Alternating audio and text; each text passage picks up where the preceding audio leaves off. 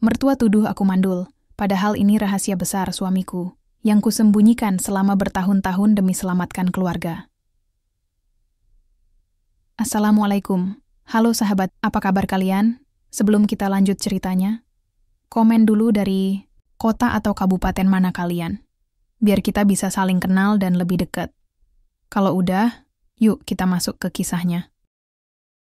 Aku masih ingat betul hari pernikahanku dengan Faris. Sinar matahari pagi menyelinap lembut melalui tirai jendela gereja kecil yang kami pilih. Aku berdiri di depan altar, mengenakan gaun putih sederhana, tapi hatiku dipenuhi harapan. Faris memandangku dengan senyum tulus, seolah-olah dunia hanya terdiri dari kami berdua. Saat itu, aku benar-benar percaya bahwa hidupku akan bahagia selamanya. Namun, siapa yang bisa menduga bahwa 5 tahun kemudian, setiap detik dalam rumah tanggaku akan terasa seperti perang tanpa senjata. Aku duduk di ruang keluarga, menatap layar, televisi tanpa benar-benar melihat. Ibu mertua baru saja pulang setelah menghabiskan waktu seharian di rumah kami. Dan seperti biasa, mulutnya tidak pernah berhenti mengeluarkan kata-kata menusuk.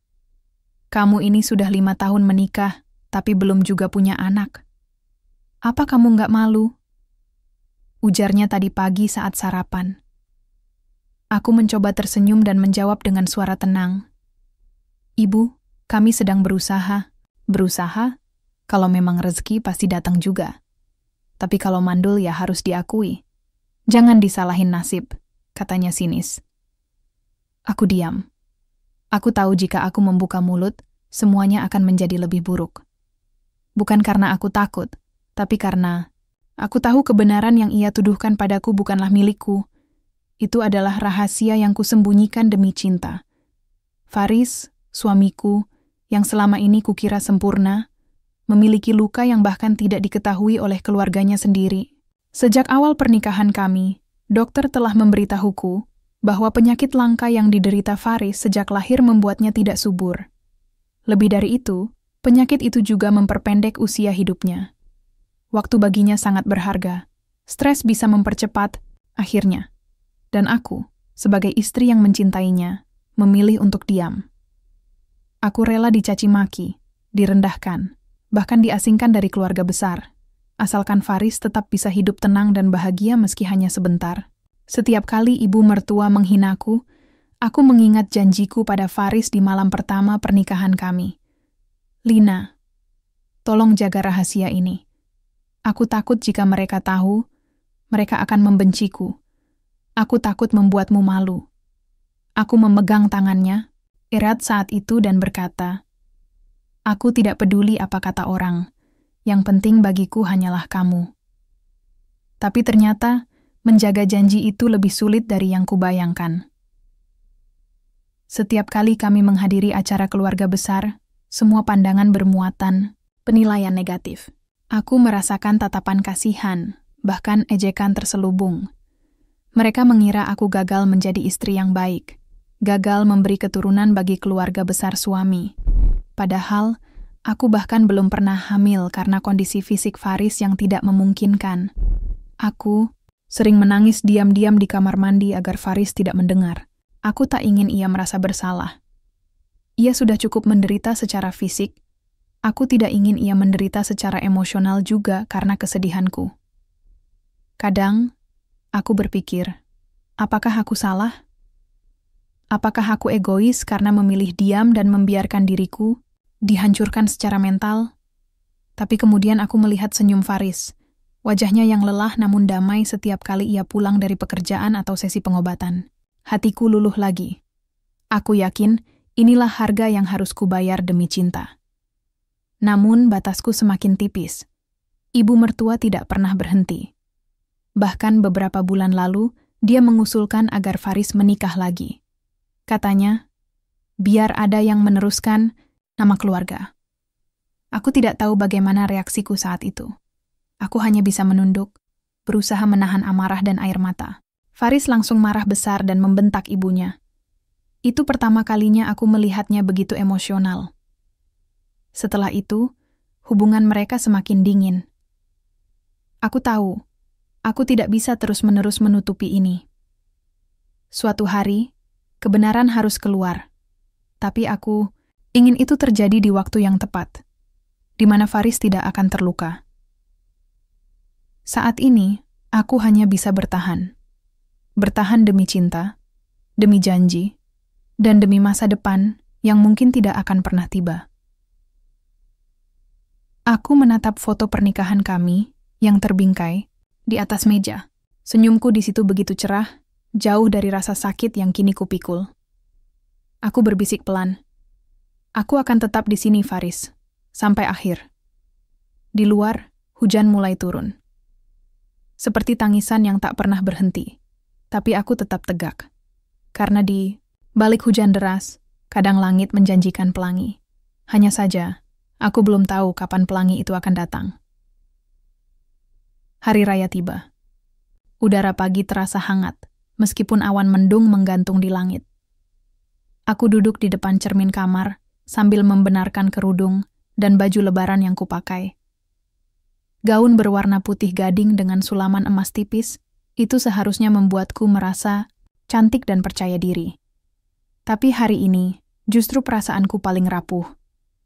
Kami akan berkumpul di rumah mertua hari ini. Seperti biasa, seluruh keluarga besar akan hadir. Paman, bibi, sepupu, saudara jauh, semuanya. Dan seperti biasa juga aku akan menjadi pusat hujatan tanpa suara. Faris masuk ke kamar dengan wajah lesu. Ia mengenakan baju koko putih dan sarung, tapi matanya sayu. Ia duduk di sebelahku, lalu menarik napas panjang. "Kamu siap?" tanyanya pelan. Aku tersenyum kecut. Kalau jawaban tidak berguna, ya, aku siap. Faris tertawa kecil, tapi senyum itu tidak sampai ke matanya. Ia menyentuh lenganku dengan lembut. "Aku janji, aku akan melindungi kamu." Aku mengangguk, tapi dalam hati, aku tahu Faris tidak bisa melindungi setiap kata yang akan dilemparkan orang-orang padaku. Apalagi dari ibunya sendiri. Kami berangkat bersama, menuju rumah besar keluarga mertua yang letaknya hanya 5 menit dari rumah kami. Di sana, aroma ketupat dan rendang sudah menyambut. Anak-anak berlarian, sambil memamerkan baju barunya. Ada suasana riang, yang kontras dengan beban di dadaku. Ibu mertua menyambut kami dengan senyum. Senyum yang tampak manis dari luar, tapi di baliknya, menusuk seperti jarum suntik. "Alhamdulillah, kamu datang juga," katanya pada kami berdua. Lalu ia berbisik cukup keras agar tetangga yang lewat juga bisa mendengar. "Semoga tahun ini, rezeki anak sudah datang." Aku hanya tersenyum kaku. Di ruang tamu, keluarga besar mulai berkumpul. Setelah saling bertukar maaf dan makan siang, obrolan mulai mengarah ke topik yang biasa. Anak cucu. Kakak ipar sedang hamil 6 bulan. Adik sepupu baru saja melahirkan bayi laki-laki. Bahkan keponakan kecil yang masih SD pun sudah bisa membawa kabar gembira tentang calon adiknya. Dan aku hanya bisa tersenyum, pura-pura ikut bahagia, padahal rasanya ingin menangis. "Lina, kapan kamu menyusul?" tanya Bibi Yanti, salah satu anggota keluarga yang biasa menjadi juru bicara dalam hal-hal sensitif. Aku menelan ludah. Belum rezeki, Bu Bibi." "Oh, kasihan sekali. Padahal Faris baik sekali, pasti jadi ayah yang hebat," ujarnya dengan nada prihatin, tapi sorot matanya menunjukkan penilaian. Faris mencoba menyela. "Memang belum saatnya, Bu." Tapi ibu mertua langsung menjawab, "Sudah 5 tahun, Nak. Kalau belum juga ada, mungkin harus cari cara lain. Misalnya ke dokter spesialis." Aku menunduk. Aku tahu maksudnya. Dokter spesialis kandungan. Untukku. Padahal sebenarnya, Farislah yang harus pergi ke dokter, bukan aku. Tapi aku tidak bisa membuka rahasia itu. Bukan di sini. Bukan di tengah keluarga besar yang lebih suka menyalahkan daripada mencari fakta. Faris diam. Wajahnya tegang, tangannya gemetar di atas meja. Aku menyentuh punggungnya pelan, berusaha menenangkan. Tapi aku tahu, tekanan ini mulai menggerogoti kesehatannya. Malam harinya, kami pulang lebih awal. Faris terlihat sangat lelah. Saat sampai di rumah, ia langsung merebahkan diri di ranjang. Aku menemani, duduk di tepi kasur sambil mengelus rambutnya. "Maafin aku, Lin," bisiknya tiba-tiba. Aku menoleh. "Kenapa kamu minta maaf? Aku nggak bisa melindungi kamu tadi. Aku nggak bisa bilang apa-apa. Aku cuma bisa diam." Aku mengusap pipinya. "Kamu nggak perlu minta maaf. Kamu sudah melakukan yang terbaik. Tapi kamu menderita karena aku menggeleng. Aku menderita karena cinta. Aku rela semua ini, asalkan kamu tenang." Faris membalas pelukanku erat. Aku bisa merasakan tubuhnya yang kurus bergetar. Aku tahu, penyakitnya semakin parah. Setiap hari ia semakin lemah, tapi ia tetap berusaha untuk hidup normal demi menjaga perasaanku. "Lin, aku takut," desisnya. Aku menahan air mata. "Apa yang kamu takuti?" "Aku takut, kalau aku pergi, kamu akan sendirian. Aku takut mereka akan terus menyakitimu." Aku mengecup keningnya. "Aku akan baik-baik saja. Karena kamu sudah memberiku sesuatu yang lebih berharga dari anak. Kamu memberiku cinta yang tulus." Faris menarik napas panjang, lalu memejamkan mata. Tidurnya tidak tenang. Napasnya pendek-pendek, kadang berhenti sejenak. Aku memandanginya sepanjang malam, memastikan ia tetap bernapas. Di luar, hujan turun deras. Suara petir menggelegar sesekali. Aku merasa seperti terjebak dalam badai yang tak berujung. Tapi aku tetap berdiri, karena aku tahu suatu hari nanti kebenaran harus keluar. Dan aku berjanji, saat itulah semua orang akan tahu bahwa aku bukan wanita mandul yang gagal. Aku adalah istri yang rela menanggung hina demi cinta. Pagi itu Faris terlambat bangun. Padahal biasanya dia sudah duduk di ruang makan sejak pukul 6, menikmati segelas teh hangat sambil membaca koran. Aku memasuki kamar dengan langkah pelan, membawa nampan sarapan lengkap dengan roti panggang dan susu hangat. "Bangun, sayang," bisikku sambil menyentuh bahunya. Faris tidak bergerak. Napasnya terdengar berat. Aku mulai merasa ada yang tidak biasa. Aku menggoyang perlahan tubuhnya. "Faris, bangun." Masih tidak ada respons. Aku panik. Jantungku berdebar keras. Cepat-cepat aku ambil termometer dari kotak obat dan menempatkannya di dahinya. Suhunya tinggi, sangat tinggi. "Faris, bangun ya. Kamu nggak enak badan." Aku hampir menangis saat ia akhirnya membuka mata, tapi sorotnya kosong, seperti orang yang kelelahan melawan gravitasi hidupnya sendiri. "Lina," desisnya lirih. "Aku antar kamu ke rumah sakit ya." Faris menggeleng pelan. "Nggak usah, nanti juga baik sendiri. Tapi aku tahu, ini bukan sekadar demam biasa. Ini adalah efek lanjutan dari penyakitnya." Aku tetap bersikeras. Setelah meyakinkannya selama setengah jam, akhirnya ia mengizinkanku mengantarnya ke dokter. Saat sampai di rumah sakit, kami langsung menuju ruang konsultasi dokter spesialis penyakit dalam yang selama ini menanganinya. Dr. Aryo, pria paruh-baya berkacamata tebal itu, memeriksa kondisi Faris dengan teliti. Ia mencatat beberapa hal di rekam medis, lalu menoleh padaku. "Bu Lina, bisa saya bicara sebentar?" Aku mengangguk dan mengikuti Dr. Aryo keluar ruangan. Di luar, udara terasa dingin meski sinar matahari masih terang. Hatiku mulai gelisah. "Bagaimana kondisi suami saya, Dok?" Tanyaku cepat. Dr. Aryo menghela napas. "Kondisi fisik Pak Faris semakin menurun. Kami harus mulai mempersiapkan diri untuk kemungkinan terburuk." Aku menahan napas. "Maksud Bapak, waktu yang tersisa semakin pendek." Ia mengangguk pelan. "Ya, stres menjadi faktor utama yang mempercepat perkembangan penyakitnya. Saya sangat menyarankan agar ia menghindari tekanan emosional sekecil apapun." Air mataku hampir jatuh. Aku membalikkan wajahku, berusaha menahan isak. "Saya akan pastikan itu, Dok." Kembali ke ruangan, Faris sedang duduk lemas di kursi roda, menunggu. Aku pura-pura ceria, membantunya pulang. Sepanjang perjalanan ia diam saja. Sesekali napasnya terengah-engah. Aku menyetir dengan tangan gemetar. Setelah sampai di rumah, aku membuatkan sup hangat dan memastikannya istirahat. Tapi malam harinya, tepat saat aku baru saja tertidur, pintu depan berdering keras. Aku bangun mendadak, melihat jam dinding menunjukkan pukul 10 malam. Aku membuka pintu dengan hati-hati. Ternyata sepupu Faris, Dinda, berdiri di sana. Lina, maaf ganggu malam-malam, tapi aku butuh bicara sama kamu, katanya dengan nada serius. Aku mengangguk dan mempersilakannya masuk. Kami duduk di ruang tamu, dengan lampu redup dan suasana yang terasa begitu tegang. Aku dengar dari Bibi Yanti kalau Faris barusan ke rumah sakit. Dia sakit lagi? Tanyanya. Aku mengangguk pelan.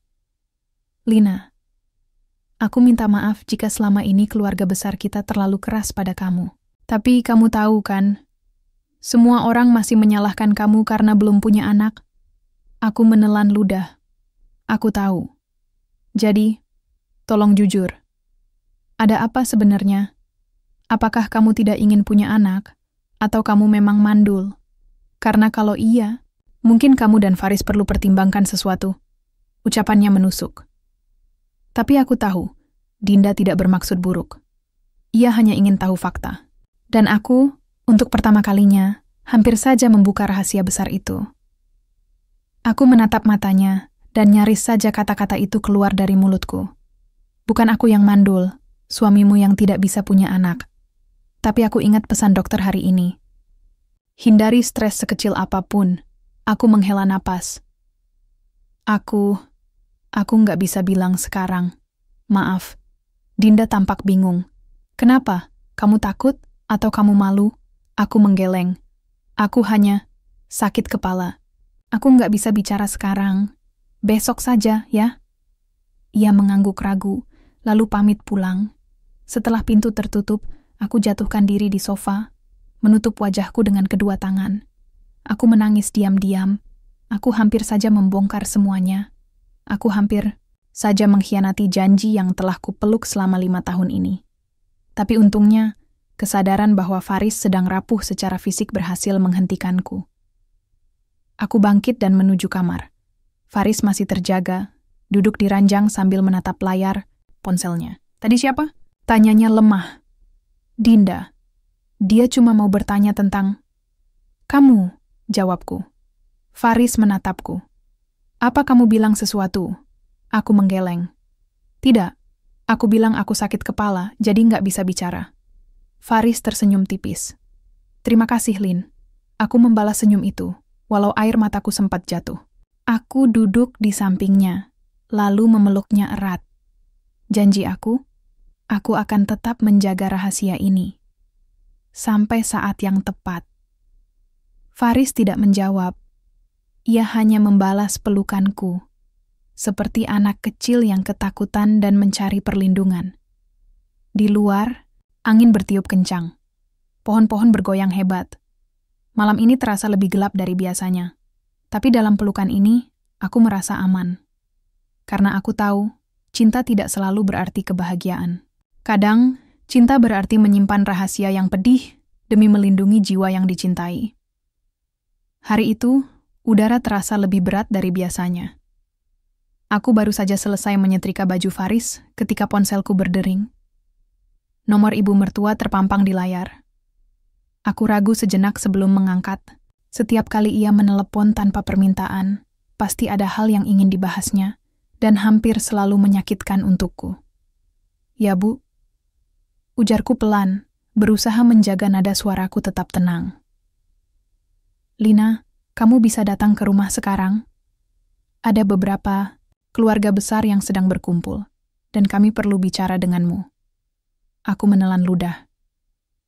Iya, Bu. Saya berangkat sekarang. Aku mematikan setrika, lalu menulis pesan singkat untuk Faris yang sedang tertidur di kamar. Aku tahu kondisinya semakin buruk akhir-akhir ini.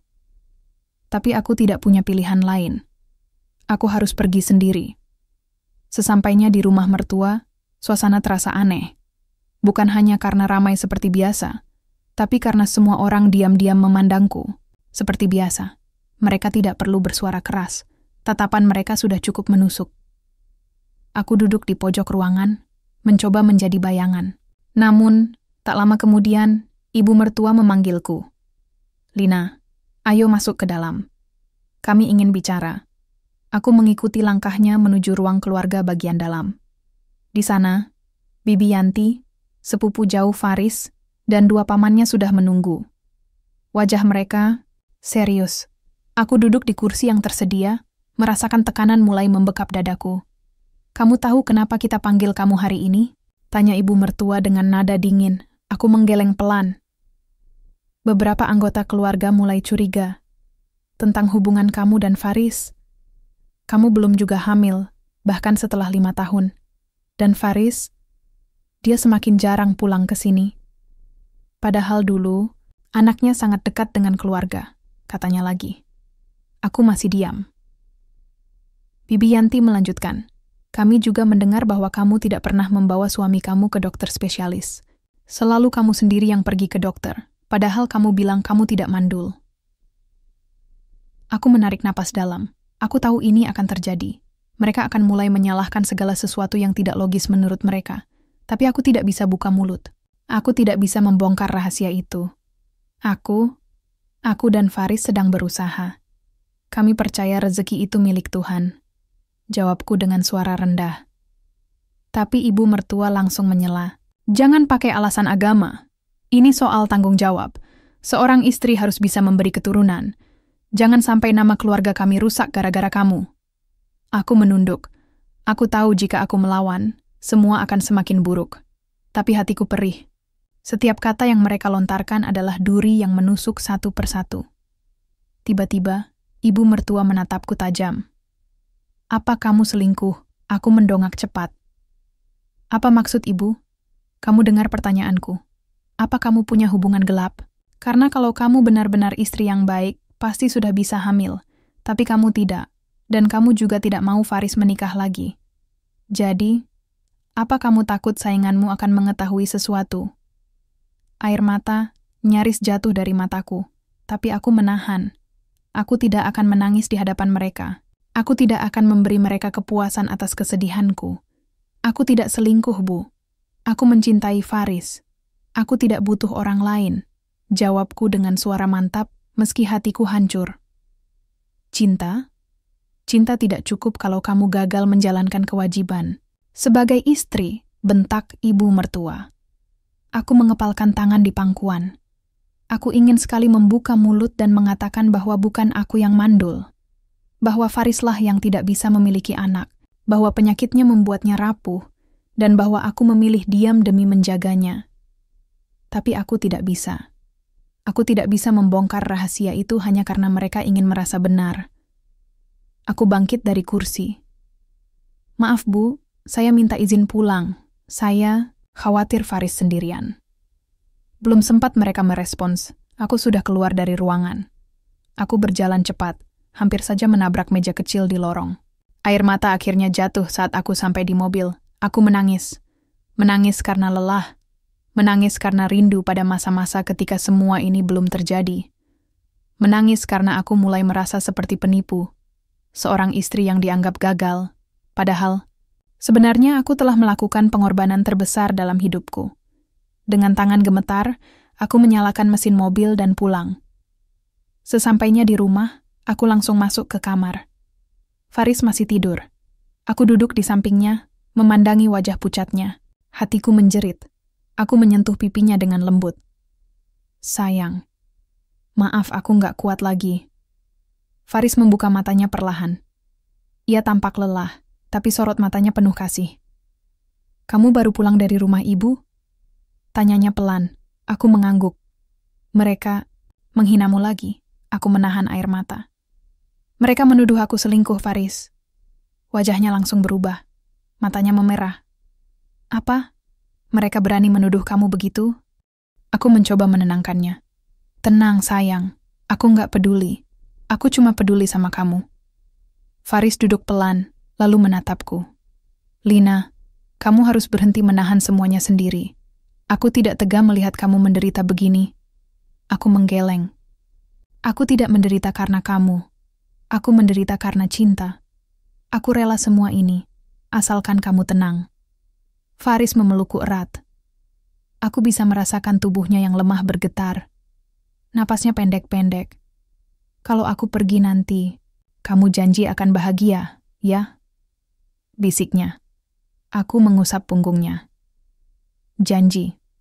Tapi kamu belum pergi. Kamu masih di sini, dan aku akan terus di sampingmu. Di luar, senja mulai menjelma. Langit berubah menjadi ungu tua. Burung-burung pulang ke sarangnya. Hanya aku dan Faris yang masih terjebak dalam perang sunyi antara dunia nyata dan rahasia yang kupeluk. Aku tahu, batasku semakin tipis. Tapi aku juga tahu, suatu hari nanti, kebenaran akan terungkap. Dan saat itulah semua orang akan tahu bahwa aku bukan wanita yang gagal. Aku adalah istri yang rela dihujat, direndahkan, bahkan dicaci demi membuktikan bahwa cinta tidak selalu butuh. Pengakuan Faris semakin sering masuk rumah sakit. Dalam 2 bulan terakhir, ia sudah 4 kali dirawat karena komplikasi penyakitnya. Setiap kali pulang ke rumah, kondisinya tidak pernah benar-benar pulih. Hanya cukup baik untuk membuatku sedikit lega sebelum kembali panik lagi. Aku mencoba menjaga rutinitas seperti biasa. Bangun pagi, menyiapkan sarapan, membersihkan rumah, dan duduk di samping Faris saat ia lemah tak berdaya. Tapi dalam diam, beban itu semakin berat. Aku tidak bisa tidur nyenyak, tidak bisa makan dengan lahap, bahkan air mata mengalir tanpa sadar saat aku sedang menyiram bunga di halaman belakang. Pagi itu, ibu mertua tiba-tiba datang tanpa pemberitahuan. Aku baru saja selesai memandikan Faris, ketika suara bel berbunyi. Aku membuka pintu dengan rambut acak-acakan dan wajah lelah. "Ibu, ada apa?" Tanyaku heran.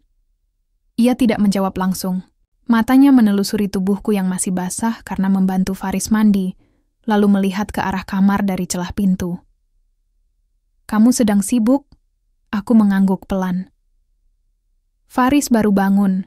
Saya sedang merawatnya." Ibu mertua mendengus. "Sudah berapa kali kamu bilang begitu? Padahal kamu tahu, dia tidak akan pernah sembuh. Mungkin ini saatnya kamu mulai bicara dengan dokter keluarga kita.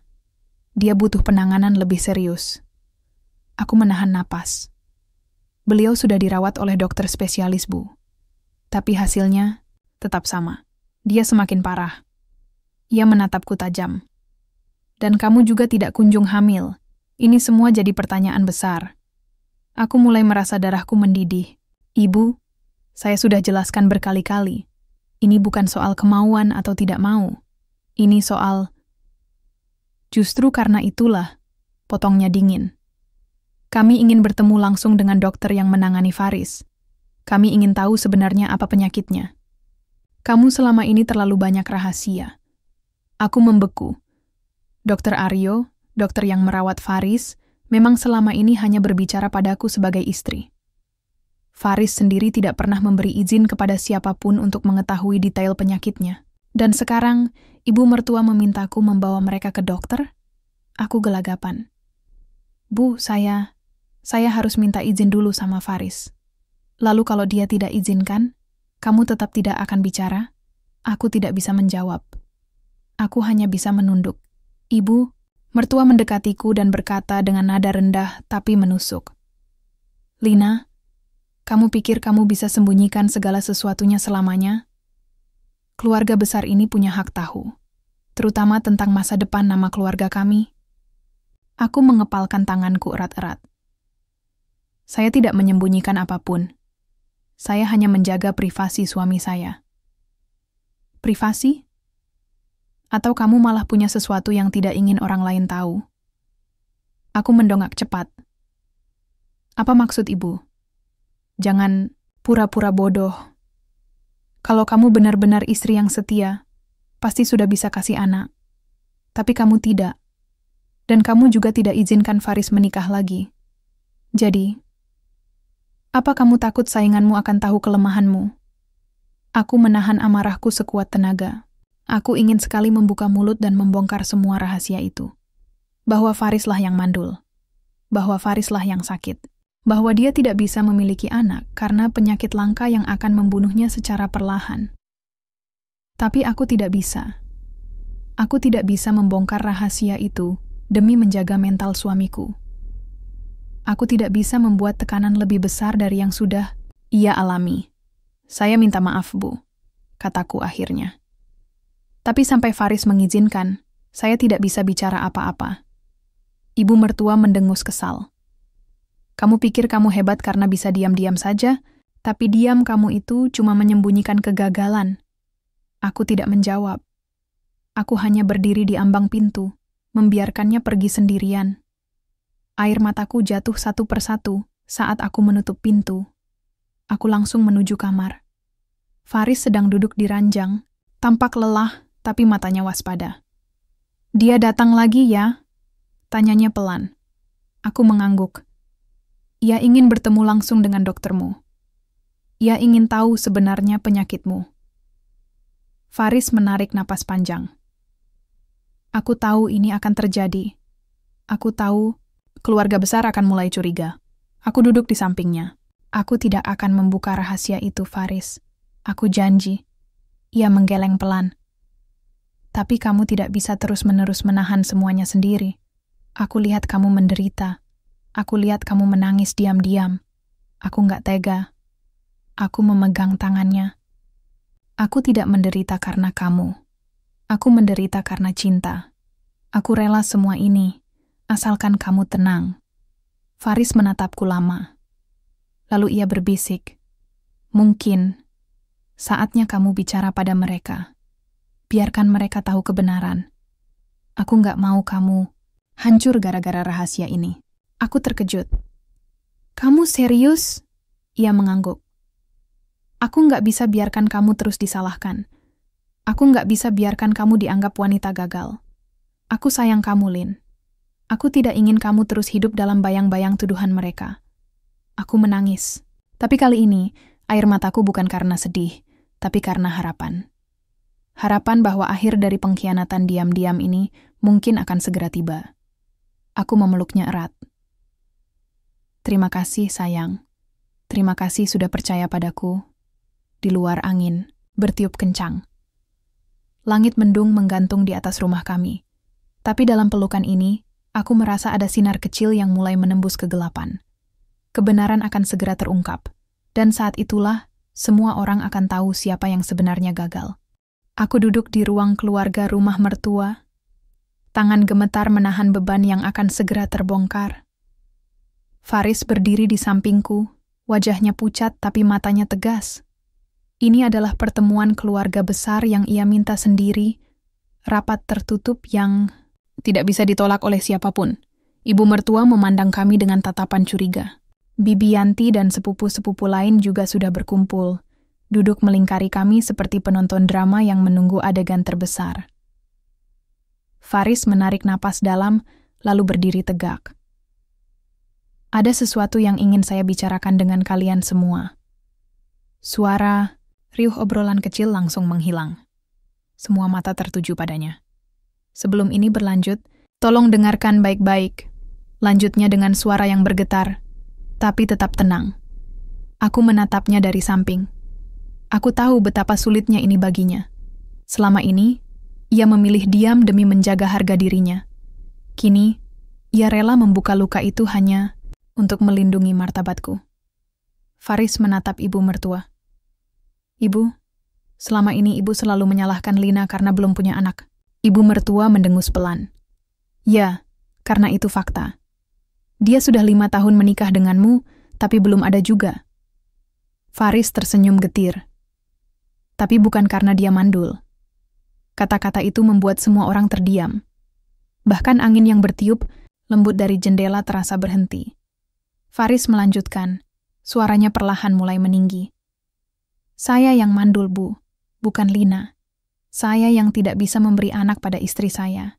Pernyataan itu terasa seperti ledakan. Sorak kejutan pecah di antara keluarga besar. Bibi Yanti tampak terkejut. Pamanku saling pandang. Sepupu-sepupu yang biasa ikut menyalahkanku kini diam tak percaya. Ibu mertua membelalak. Apa kamu serius? Kamu bilang, kamu yang mandul? Faris mengangguk. Ya, Sejak lahir, saya menderita penyakit langka yang menyebabkan ketidaksuburan. Lebih dari itu, penyakit ini juga memperpendek usia hidup saya. Kata-kata itu terasa begitu berat. Aku bisa melihat air mata hampir jatuh dari sudut matanya, tapi ia menahannya. Ia tidak ingin mereka melihatnya lemah. Lina tahu tentang ini sejak awal pernikahan kami, tambahnya. Dan meski ia tahu kondisi saya, ia tetap memilih menjadi istri saya. Ia tetap setia. Bahkan saat ibu dan keluarga lain terus mencaci, maki dia. Aku menunduk, berusaha menahan isak. Aku tidak ingin menangis di tengah pengakuan ini, tapi hatiku hancur sekaligus lega. Ibu mertua terdiam, wajahnya pucat. Jadi, selama ini kamu, Faris mengangguk lagi. Selama ini Lina menahan semua ini demi saya, demi menjaga mental saya, demi memastikan saya tetap tenang. Padahal setiap hari ia harus menanggung hujatan, cacian, bahkan tuduhan selingkuh. Tidak ada yang berani bersuara. Ruangan benar-benar sunyi. Bibi Yanti akhirnya angkat bicara. Kami tidak tahu, Nak. Kami pikir Lina. Yang salah, Faris menatapnya. Saya tahu, dan saya tidak menyalahkan kalian. Saya hanya ingin kalian tahu kebenaran, supaya Lina tidak lagi disalahkan atas hal yang bukan kesalahannya. Ibu mertua bangkit dari kursinya. Langkahnya gontai, seperti orang yang baru saja kehilangan pegangan hidupnya. Ia mendekati kami, lalu berlutut di depanku. Lina, katanya, dengan suara serak. Maafkan ibu, maafkan kami semua. Air mata akhirnya jatuh dari pipinya. Ia meraih tanganku erat-erat. Selama ini, ibu menghinamu, mencacimu, padahal kamu justru wanita yang paling setia pada anak ibu. Aku mengusap air mataku sendiri. Saya tidak pernah menyalahkan ibu, Bu. Saya hanya ingin menjaga Faris. Saya hanya ingin ia tetap tenang. Faris menyentuh pundak ibunya. Ibu, tolong jangan pernah lagi menyalahkan Lina. Dia bukan wanita gagal. Dia adalah istri terbaik yang pernah aku miliki. Di sekeliling kami, keluarga besar mulai menunjukkan penyesalan. Ada yang menepuk bahunya dengan rasa hormat. Ada yang menatapku dengan tatapan malu. Mereka yang selama ini menyalahkanku, kini mulai meminta maaf satu persatu. Aku tidak merasa puas. Aku tidak merasa bahwa balas dendam ini manis. Yang aku rasakan hanyalah lega. Lega, karena akhirnya rahasia yang kupeluk selama bertahun-tahun tidak lagi menjadi beban yang harus kutanggung sendirian. Faris menoleh padaku. Ia tersenyum tipis. Terima kasih, Lin. Kamu hebat. Aku membalas senyum itu, walau air mata masih mengalir. Kamu juga hebat, sayang. Karena kamu berani membuka semua ini. Di luar, sinar matahari mulai menerobos awan.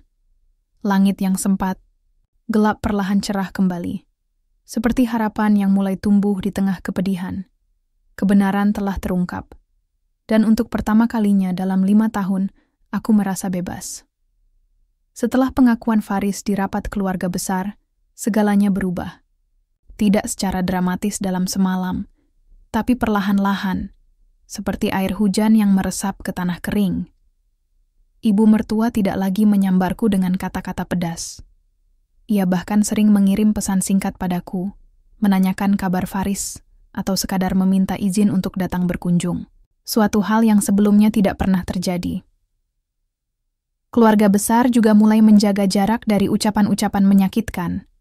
Beberapa dari mereka bahkan mendekatiku dan memohon maaf secara pribadi. Ada yang menyesali tuduhan mereka selama ini, ada yang malu karena ikut mencaci meski hanya lewat bisikan-bisikan kecil. Tapi aku tidak merasa puas. Aku tidak ingin mereka memohon maaf karena rasa bersalah atau tekanan sosial. Aku hanya ingin mereka tahu, hanya ingin mereka melihat bahwa aku bukan wanita gagal yang mereka pikirkan selama ini. Faris sendiri menjadi lebih tenang setelah semua rahasia itu terbongkar.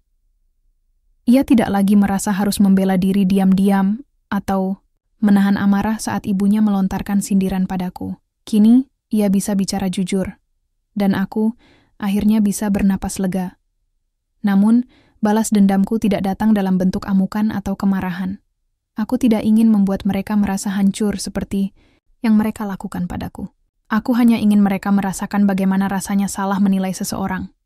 Aku memilih diam ketika Bibi Yanti menawarkan bantuan agar aku bisa pergi ke dokter spesialis kandungan. Aku tersenyum tipis dan berkata, "Saya sehat, Bu. Terima kasih." Aku memilih tetap duduk tenang saat sepupu suami menyindir tentang kesempatan kedua bagi Faris jika ia ingin menikah lagi. Aku hanya menjawab, Faris tidak butuh kesempatan kedua. Ia sudah punya istri yang mencintainya apa adanya. Aku memilih menolak permintaan ibu mertua agar kami tinggal bersama mereka dengan alasan sederhana. Kami nyaman di rumah kami, sendiri. Di tempat kami saling melengkapi. Balas dendamku bukanlah dendam biasa. Ini adalah bentuk pembuktian bahwa aku tidak perlu membuktikan apapun pada mereka. Aku tidak perlu anak untuk menjadi istri yang baik. Aku tidak perlu memberi cucu untuk dihargai sebagai anggota keluarga.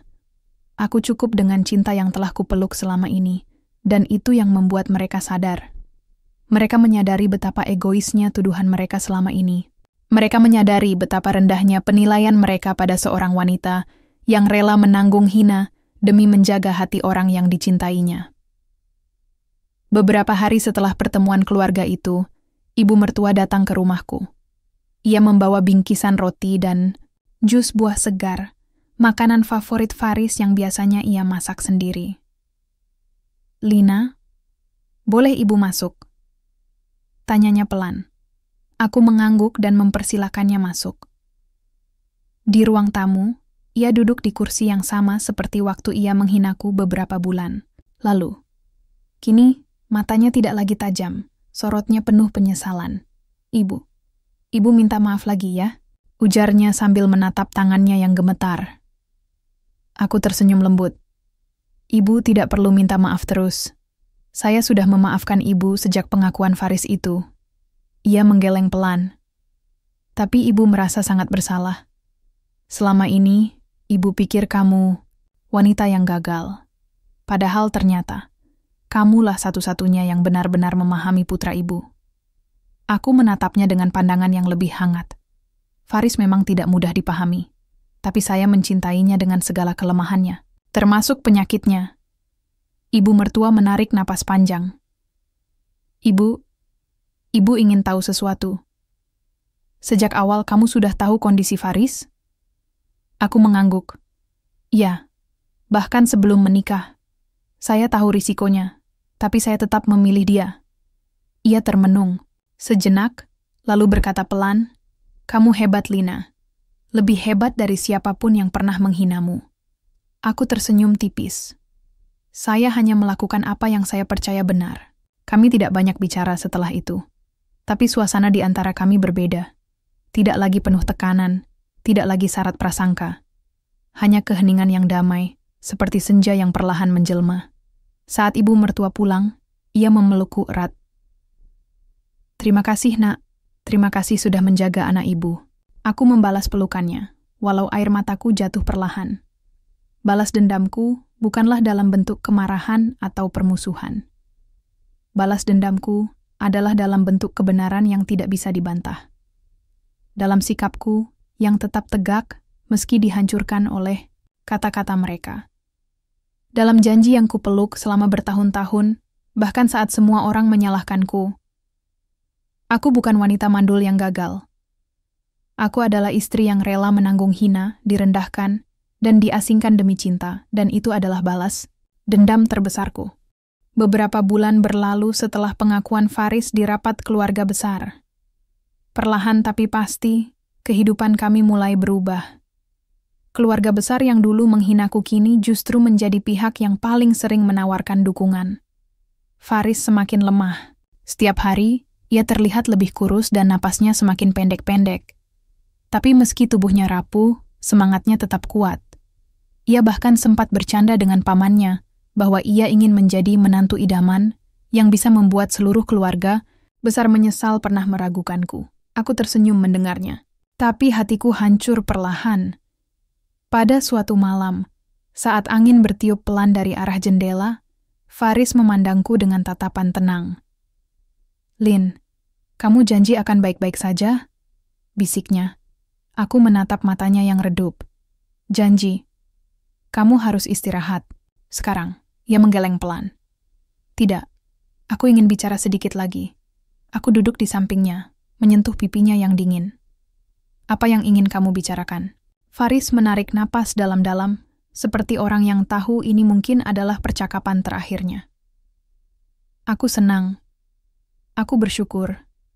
Kamu tidak pernah membuka rahasia itu hanya karena dendam atau rasa sakit. Kamu menjaga hatimu tetap bersih, walau mereka sudah mencaci dan menghinamu bertahun-tahun." Aku menahan air mata. "Itu karena aku mencintaimu. Aku tidak ingin kamu menderita secara emosional, apalagi karena kesedihan yang aku rasakan." Faris tersenyum tipis. "Kamu hebat, Lin. Lebih hebat dari siapapun yang pernah menghina kamu." Aku mengusap pipinya. "Jangan bicara banyak. Istirahat ya. Besok kita lihat langit cerah bersama." Ia mengangguk pelan, lalu memejamkan mata. Napasnya mulai melambat. Aku menunggui tidurnya sampai larut. Dengan tangannya yang masih kupegang erat, aku berbisik pelan, "Terima kasih, sayang. Terima kasih sudah memberiku cinta yang tulus." Hari itu akhirnya datang. Faris meninggal dalam tidurnya, pagi-pagi sekali. Aku bangun karena tidak merasakan gerak dari tubuhnya. Aku memanggil namanya beberapa kali, tapi ia tidak menjawab. Aku tidak menangis keras-keras. Aku hanya diam, memeluknya erat, seperti anak kecil yang tidak rela melepas mainan kesayangannya. Keluarga besar datang tak lama kemudian. Mereka semua hadir, ibu mertua, bibi, sepupu, saudara jauh. Semuanya tampak sedih. Bahkan ibu mertua menangis terseduh-seduh di samping peti jenazah putranya. Dan untuk pertama kalinya, mereka tidak menyalahkan siapapun. Bahkan Bibi Yanti, yang dulu sering menjadi juru bicara tuduhan, memelukku erat dan berkata, "Lina, kamu adalah wanita yang sangat beruntung punya Faris. Dan Faris juga sangat beruntung punya kamu." Aku hanya bisa mengangguk, berusaha menahan isak yang nyaris pecah. Upacara pemakaman berlangsung khidmat. Di antara deretan karangan bunga dan doa-doa yang dipanjatkan, aku merasa ada sesuatu yang baru, penghargaan yang dulu tidak pernah kudapatkan. Setelah semua prosesi selesai, ibu mertua mendekatiku. Tangannya gemetar, tapi sorot matanya penuh ketundukan. "Lina, kamu mau tinggal bersama ibu? Rumah ini terlalu besar tanpa Faris." Aku tersenyum lembut. "Terima kasih, Bu. Tapi saya pikir, saya akan tinggal sendiri dulu. Saya butuh waktu untuk pulih." Ia mengangguk. "Ibu mengerti. Tapi ingat, kamu selalu punya tempat di hati keluarga ini." Aku membalas pelukannya. "Saya tahu." Beberapa minggu setelah pemakaman, aku menulis surat panjang. Bukan untuk satu orang, tapi untuk semua orang yang pernah menghinaku, merendahkanku, atau bahkan hanya menilai buruk tentang diriku.